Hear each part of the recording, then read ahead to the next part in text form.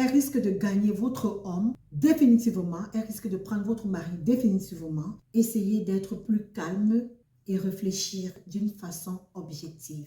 Le mari est un être biologiquement bien constitué. Pensez-y.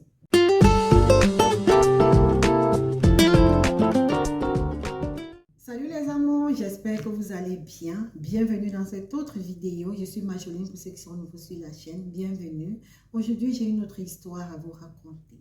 J'espère que cette histoire va édifier les uns et les autres, ou alors les unes et les autres. Alors, il s'agit d'une dame mariée, une femme mariée, dont le mari trompe. Le mari a une maîtresse et elle a découvert et ne compte pas rester les bras croisés. Voici les paroles que la dame a utilisées. Bonsoir madame, j'ai un problème. J'ai découvert que mon mari me trompe. J'ai découvert qu'il a une pizza. Elle a écrit pizza dans sa vie. Et d'après mes enquêtes, il la loge, il la nourrit. Je sais où elle travaille et je compte la confronter. Je compte battre sur elle copieusement. Je ne sais pas si c'est une bonne idée, mais c'est ce que je compte faire. Je ne sais pas pourquoi mon mari le fait. Je ne sais pas pourquoi mon mari s'est comporté comme ça contre ma personne, avec tout l'amour que j'ai pour lui. Il a une autre femme, c'est pas possible. Moi, je vais la confronter et elle n'aura que ses yeux pour pleurer. Son mari a une maîtresse qu'elle a découvert et elle sait exactement où la femme travaille et elle compte aller se battre avec la femme. Madame, j'espère que vous suivez cette vidéo ou alors vous la suivrez plus tard. Je vous dirais de ne pas y penser. Pour moi, c'est une mauvaise idée de confronter la dame, de confronter la maîtresse de votre mari. Vous quittez pour aller la battre. Déjà, en la confrontant, vous allez sûrement échanger. Bon, dans la plupart des cas, vous allez échanger, vous allez vous disputer, vous allez faire une scène et tout. Et ce sera de l'humiliation. Un être humain ne devrait pas humilier un autre. Le fait déjà de vous confronter et chercher à battre sur elle. Supposons même que tu peux la battre. Excuse-moi de te tutoyer. On peut se tutoyer sur cette chaîne. C'est ok.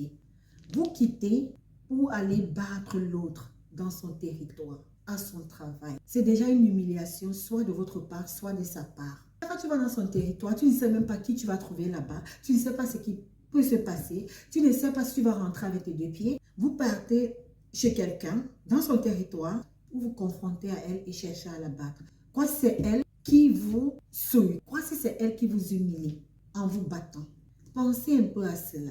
D'abord, si vous faites cela, si vous partez où elle travaille pour chercher à vous confronter à elle, vous insulter, vous battre et tout ce qui pourrait aller avec, elle vous aurait gagné.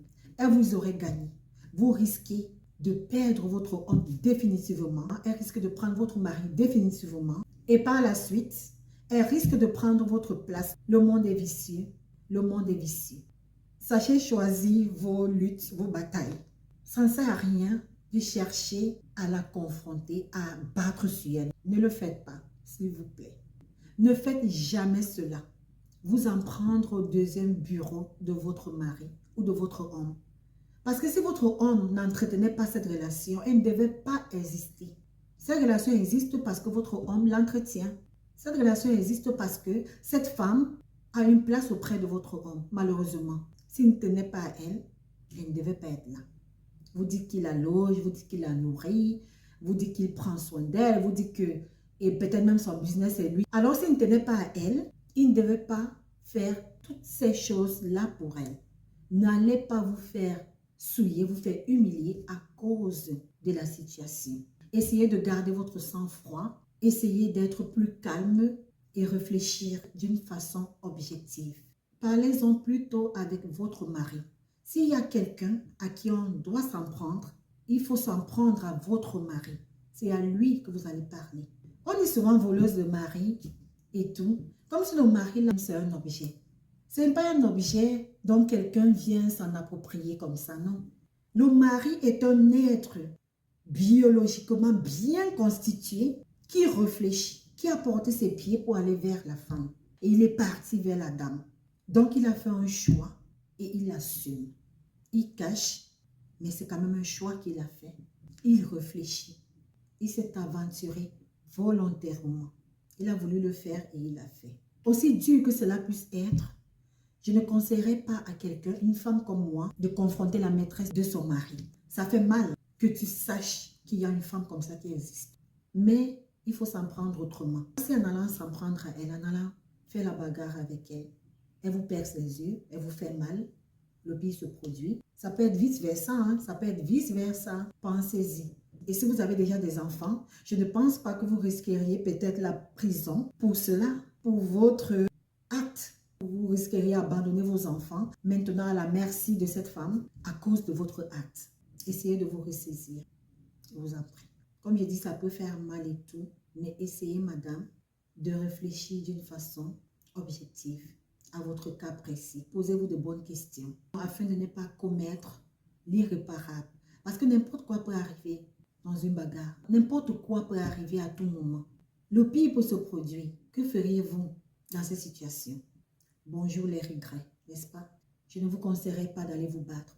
Courage à vous, madame. J'espère vraiment que vous allez réfléchir objectivement et trouver des solutions appropriées à votre situation.